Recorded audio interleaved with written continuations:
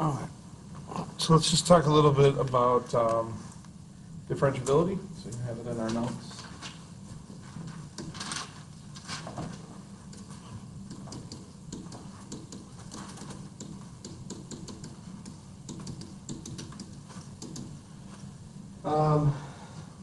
So the reason that we needed to know about differentiability is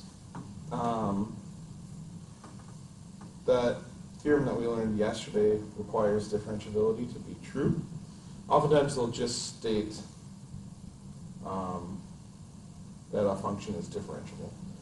So we need to know what that means and what it implies. So if we think back to what we know before, differentiability is going to be like, I think of it as like continuity plus. So if something is differentiable, it's automatically continuous. So differentiability, it implies continuity.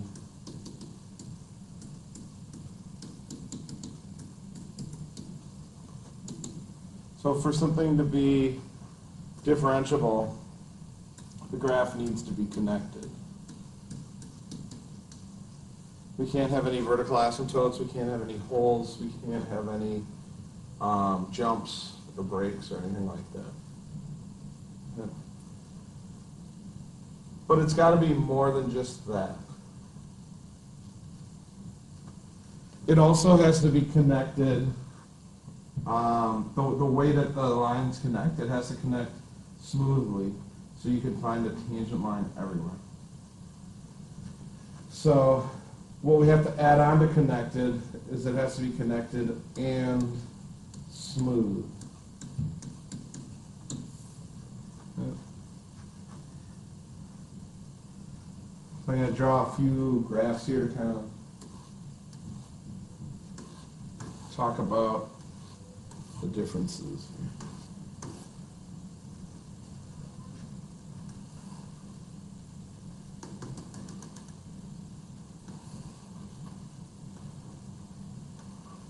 Okay, so if we have a graph like this with a vertical asymptote,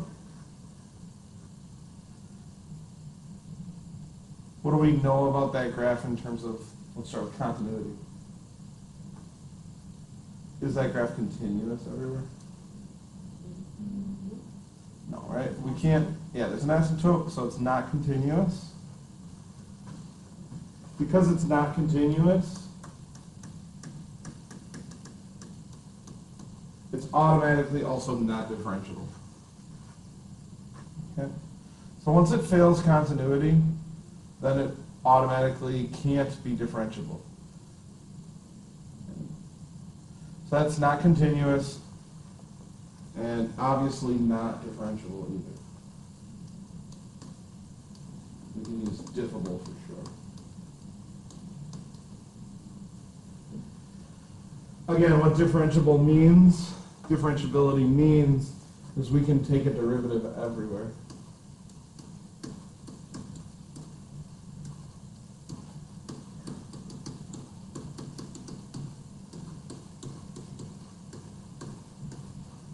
Okay, I definitely can't take a derivative in a place where the function isn't even defined.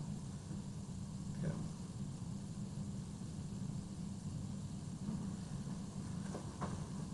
All right, let's say we have a graph with a hole. That hole is filled in somewhere else. Now, was that thing continuous? No. It passes like the first two steps of continuity. The limit is defined there, right? The limit exists, the function is defined, but the limit and function don't equal each other. So this is not continuous and obviously not differentiable.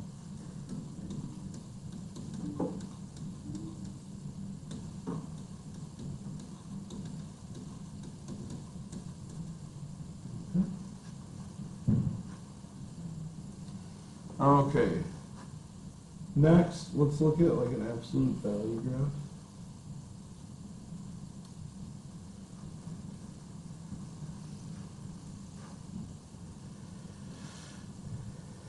is that graph continuous? Yes. Okay. So this one is continuous. Right, I drew it without lifting up my pen. It's connected everywhere. We don't see any holes, we don't see any vertical asymptotes or jumps or anything. It's continuous, but so it's connected, but is it smooth? No. So it's continuous, but not differentiable.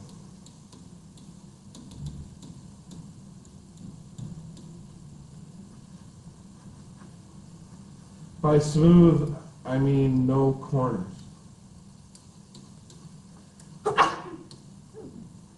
And I'm going to put some other things on there too. Yeah. So that's continuous, but not differentiable. Okay. Here's another graph.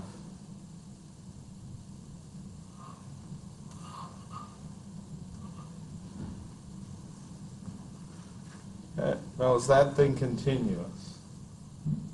Yes? Is it differentiable? Is that a smooth point on here? No. So once again, it's continuous, but not differentiable. That type of point here is called a cusp. So no corners, no cusps.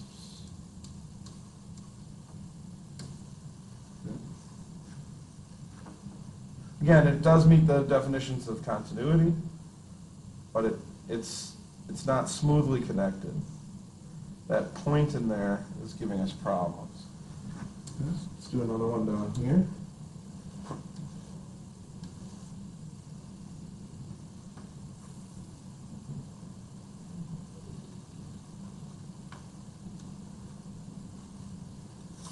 Now this one appears smooth, but there's a problem. Remember we said differentiability means we can take a derivative everywhere. Derivative again means slope of the tangent line. We can have one thing that's going to cause a failure in differentiability is if we have a tangent line whose slope is vertical. Okay? This again would be continuous, but not differentiable.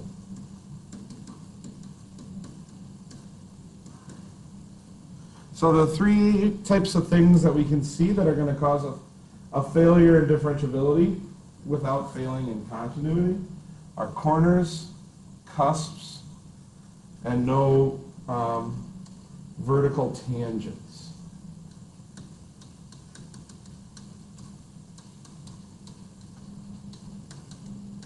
Okay. And vertical tangents, it may seem like, well, how would we ever have that? They're actually pretty common. They're actually pretty common. I'll show you one. Okay. So it's got to be continuous, and we can't have any corners. Corners show up a lot on absolute value graphs. Okay, that's probably the most common place where we see them. Or they could show up on piecewise functions. No cusps. Cusps show up oftentimes on rational exponents. And we can't have any vertical tangents. It's really hard to tell from looking at a graph if a graph is going to have a vertical tangent or not. So usually we let the math figure that out. Okay. Let me show you a couple of examples of those things on a calculator. All right, if we just graph the absolute value of x, if we get to absolute value through the math button, we arrow over to absolute value.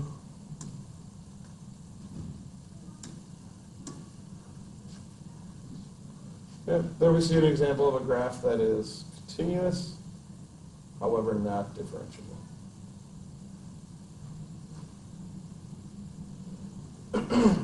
Okay, now it is differentiable at almost every point on this graph, right? What x value is going to give us problems, though? 0. X equals 0 is where we see that corner occurring. Okay. So absolute value of x is one of them. Let's take a look at another function. Let's look at x to the 2/3.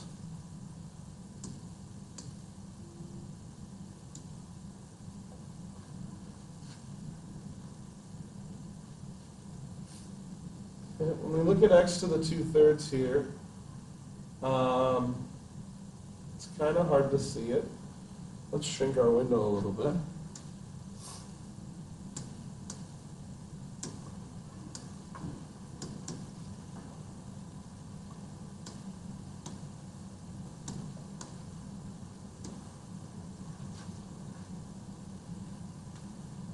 There's an example of a cusp that we can see. We can see here, right here at x equals 0, that's what a cusp looks like on a graph. Again, when it was zoomed out, it kind of looks the same as an absolute value graph.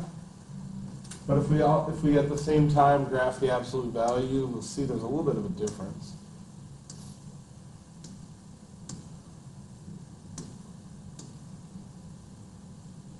All right, we can see that there's some shape to it. So whether it's a corner or a cusp, it's going to give us differentiability problems. Okay, I just want to look at why x to the 2/3 gives us a problem. So if we say f of x equals x to the 2/3, we're saying that we're having differentiability problems at x equals 0, right? Well, let's take a look at why that is. Okay? Again, differentiability means we can take a derivative everywhere. So what this is saying is we can't take a derivative at x equals 0. So let's first find what the derivative is. Okay? So this is just a power rule problem. It's a little bit of a difficult one. But what would we do to do this derivative here? Yeah, this is just a ax to the n problem. So we take the power and we multiply out front.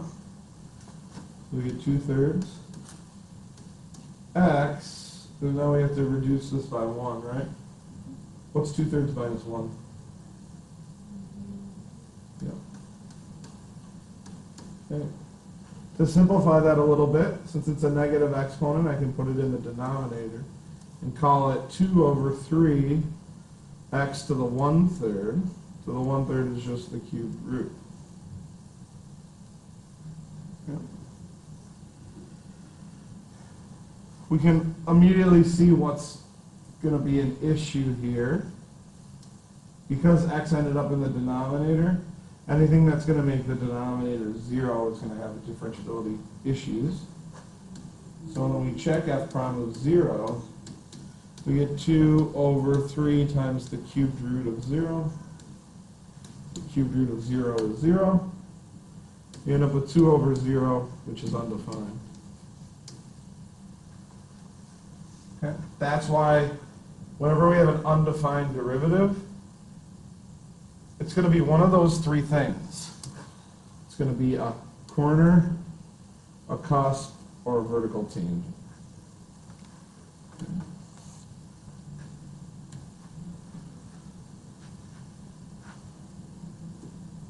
Now, your calculator struggles with this.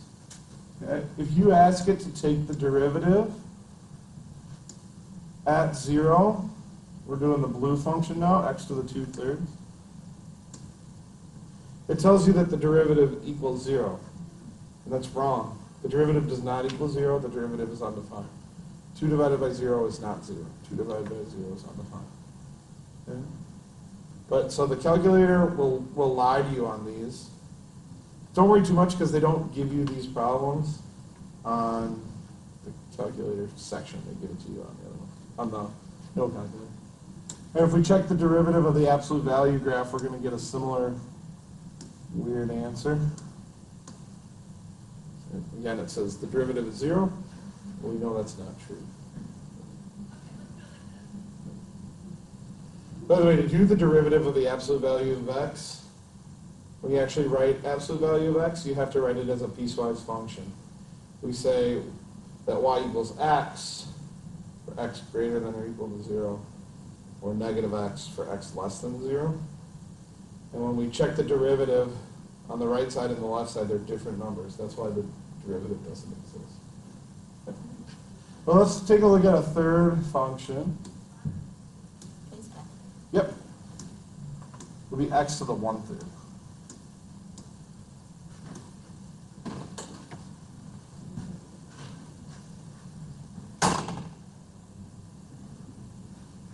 Okay, and when we look at x to the 1/3, let me clear out those other functions.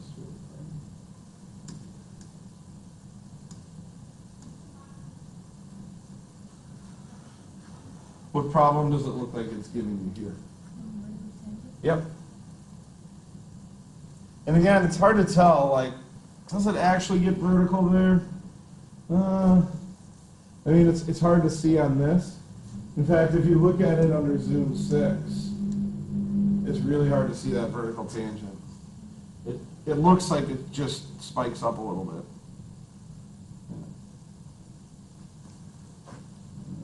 Why did it stop graphing?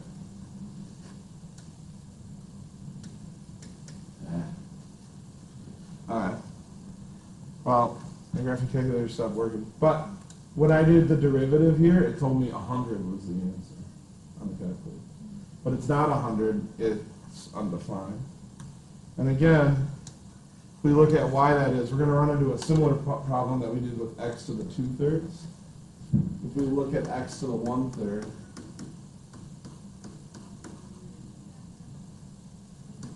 when we look at that derivative, oops, should I find x first?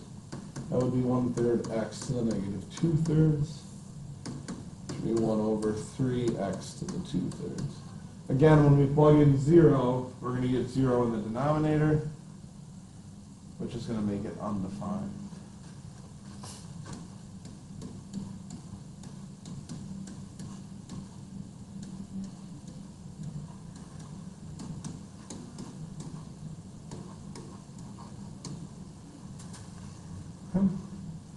So those are some examples. Those are 3 examples of continuous functions that failed differentiability. Okay. But the important thing to remember here is that if we know something is differentiable, then it's implied that it's continuous. So the reason that might be important is if you are doing, if you need to use a theorem that requires continuity, right, like the IVT.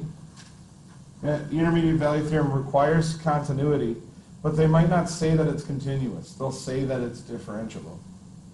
You need to, in your explanations, you need to say, because f is differentiable, it's implied that f is continuous.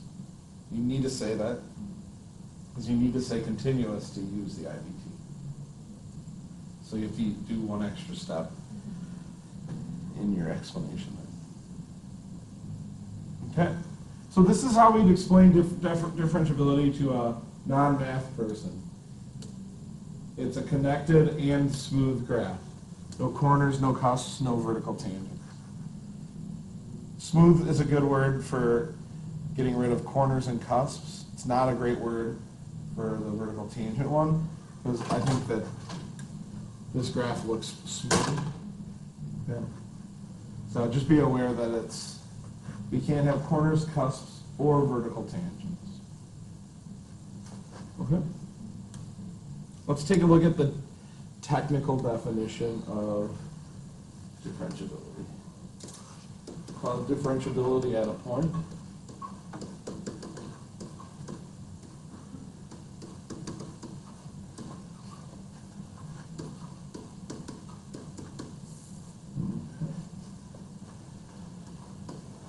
F is differentiable at x equals a if and only if. The first part of the definition is the definition of continuity. So how did we define continuity at the point A? starts with a limit, right? There were three things. Limit must exist, function must be defined, and the limit and function must equal each other. We can write that simply in one equation and just say the limit as x goes to a of f of x has to equal f of a.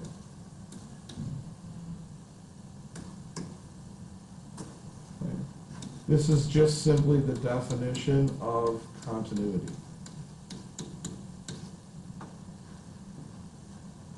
So we can see in the definition of differentiability why continuity is implied.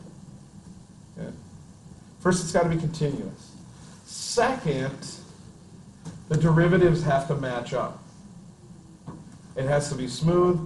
What that means is the derivative must be defined, but also the limit of the derivatives must, right?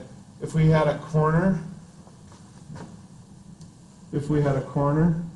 right, the derivative right here is something negative, the derivative right here is something positive. As we get closer and closer and closer, the derivative from the left and the derivative from the right are not the same. They're not approaching the same thing. Okay? So the way that we say that is the left-hand limit, so the limit as x goes to a minus of the derivative of f of x must equal the right-hand limit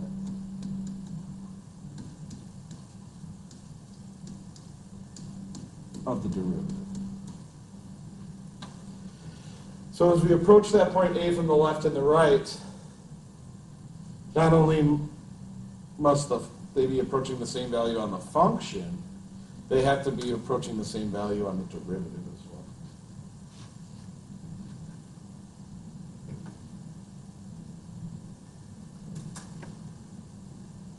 We'll use this definition to solve problems like on the homework that I gave you. So let me show you, let me just make up an example for that. Here's what they'll say. F of x is a piecewise function. So piecewise functions can give us problems in continuity, and they can obviously give us problems in differentiability as well. So I've seen problems like this on a lot of different practice exams. I'll just make one up here.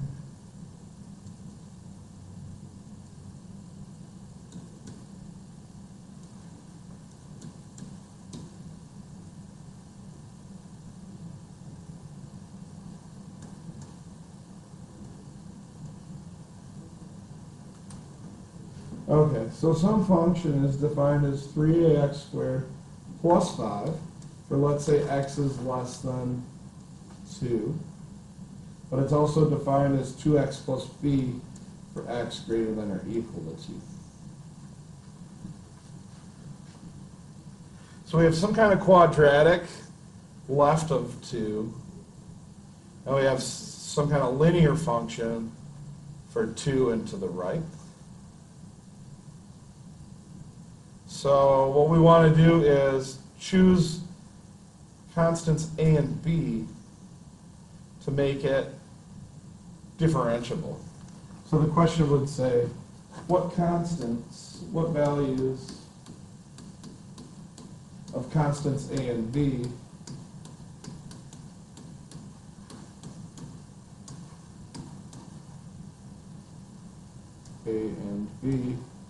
make f differentiable at x equals 2. Just like these kinds, we did problems like this in continuity, but we only had one variable. The question is, what constants a and b make f differentiable at 2? Okay? So it's always the breaking point between the two piecewise functions. That point is the part where we're probably going to have troubles.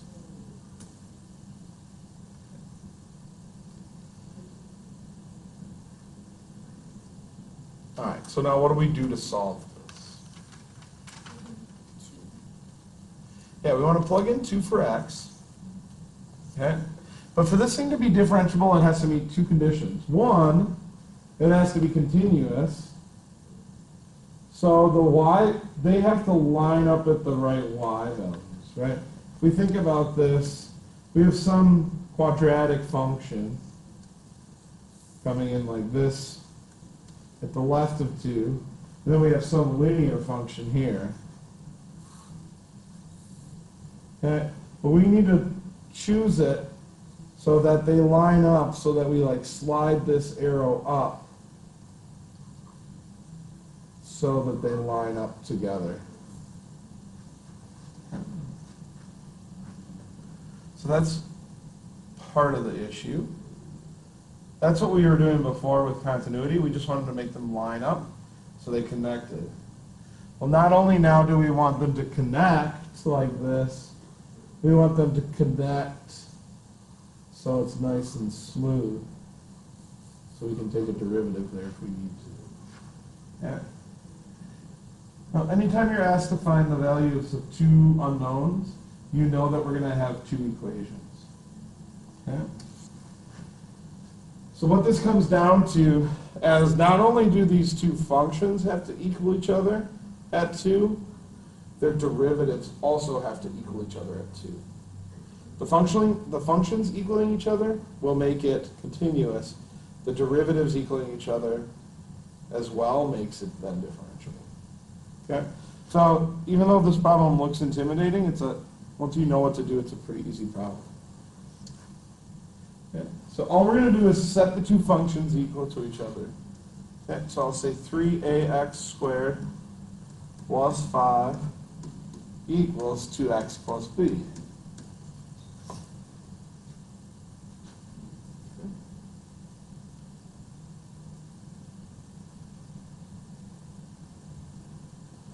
Now again, it looks like I have 3 unknowns, a, x, and b, but one of those is already known.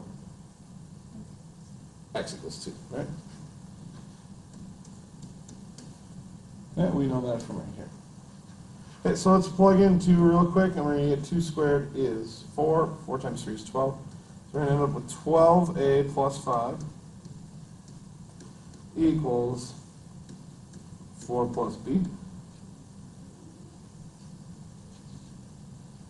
But again, we can't solve it any more than that. We can rearrange it, but we can't solve for a or b because we have only one equation. So that's where the derivative comes into play. So we're going to derive these, and when we're deriving them, we just remember that a and b are constants. So we don't need to do a product rule here because a is not a variable. A is just like a number. It could be 1. Or it could be 2 or some weird fraction. Yeah. Also, what's going to happen to this b when we do the derivative? If b is a constant, it's going to go to 0. Okay? So we can see right away that by doing this derivative, we're going to get b to drop out. Which means we'll for sure be able to solve a over here. Then we can plug in a to the b. Okay. So let's do the derivatives and set them equal to each other. So again, not only do the functions have to equal each other at x equals 2, the derivatives have to equal each other at x equals 2. Okay, so what's the derivative of the top? 6a x. Okay, the plus 5 goes away. Has to equal, what's the derivative of the bottom function? 2. Again, that b goes away. If it was 2x plus 7, the derivative would be 2, right? If it was 2x plus 20, the derivative would be 2. We had no problem leaving off this plus 5. But a lot of times people have problems with this because they don't think of it as a constant just like 5 is. Okay. And again, x equals what? 2. So this ends up being 12a equals 2. So what does a equal?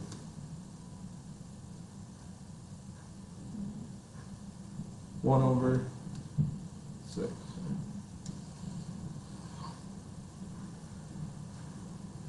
So A ends up equaling 1/6, 2 over 12, or 1/6.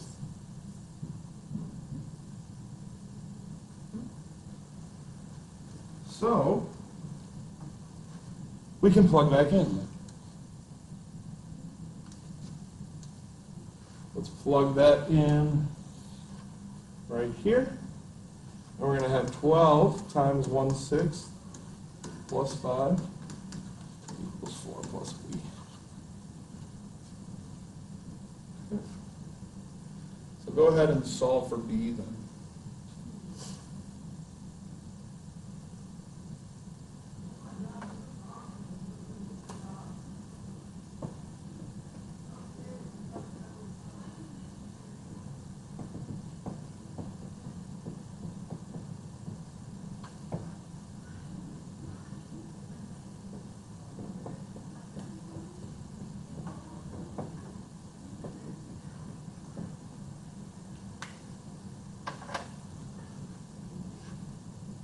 What'd you end up getting? 3. Yep. Okay, so those are our two constants that would make this function differentiable at x equals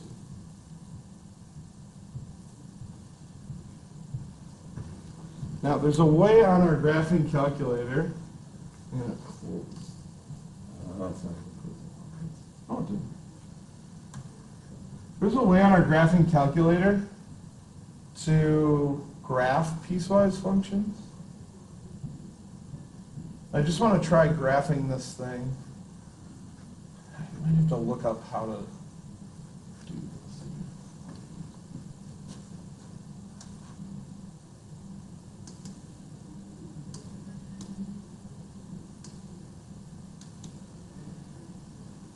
Let me see if I can figure it out.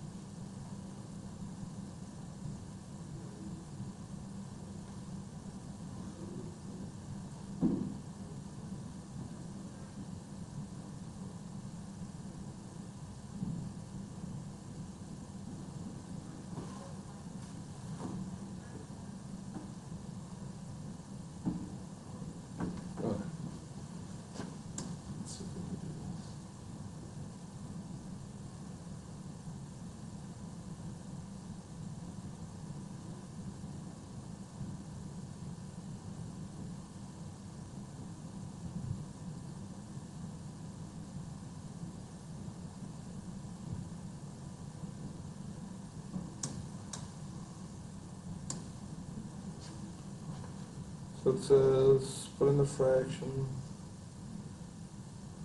enter the piece in the numerator.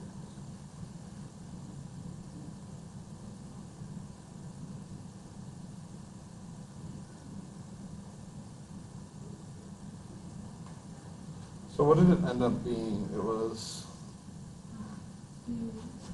3ax squared. So we'll put that in as 3, and we'll put in 1/6. X squared plus 5. And on the bottom we can put in, that was for x less than 2, right?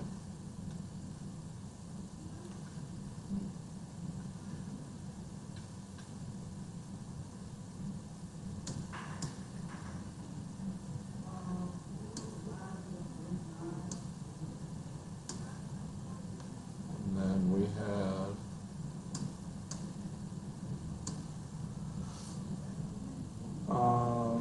2x plus 3? Yeah, and b was ended up being 3, right? X squared.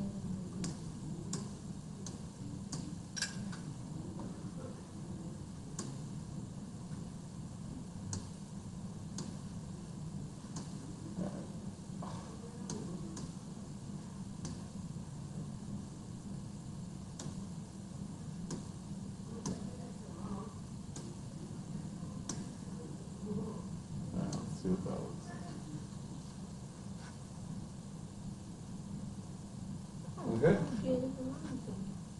So we can see there that we have our parabola coming in for x less than 2, and then it picks up right here where it left off. And notice that these slopes match each other right there. So there we see a piecewise function. Cool. Now I remember how to do it. Okay. So why don't you just try working on this homework now?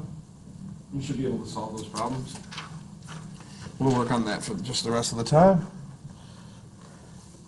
And stop the recording. That's cool. Yeah.